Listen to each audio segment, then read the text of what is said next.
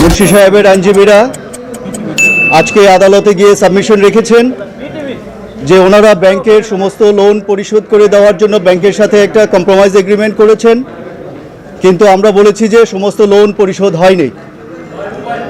আমরা কোর্টের নোটিশে নিয়েছি যে যেই দিন ওনার নমিনেশন পেপার সাবমিট করা হয়েছে সেই দিন উনি 3টা ব্যাংকের বড়োয়ার ছিলেন, 3টা ব্যাংকেরই উনি ঋণ খেলাপি ছিলেন, কিন্তু উনি কোনো ব্যাংকের কোনো টাকা পরিশোধ করেননি। আর ওনার যে নমিনেশন পেপারের সাথে হলফনামা দিয়েছিলেন সেই হলফনামায় উনি বলেছেন যে ওনার কোনো লোন নাই।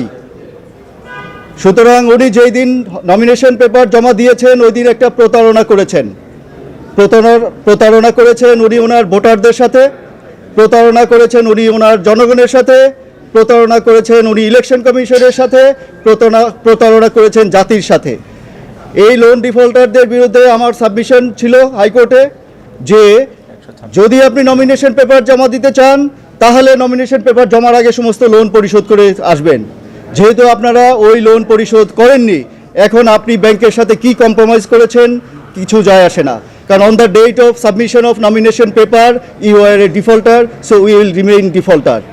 এই আর্গুমেন্ট শুনে অনারেবল হাইকোর্ট ডিভিশন আজকে পিটিশনারের রিট পিটিশন খারিজ করে দিয়েছে সামারিলি। ভিন্নতাটার ক্ষেত্রে অন্যদের এফিডেভিটে কী ছিল আমরা দেখিনি, কিন্তু ওনার এফিডেভিট আমরা আদালতকে দেখিয়েছি যে উনি মিথ্যে কথা বলেছেন, উনি আদালতে মিথ্যা স্টেটমেন্ট দিয়েছেন।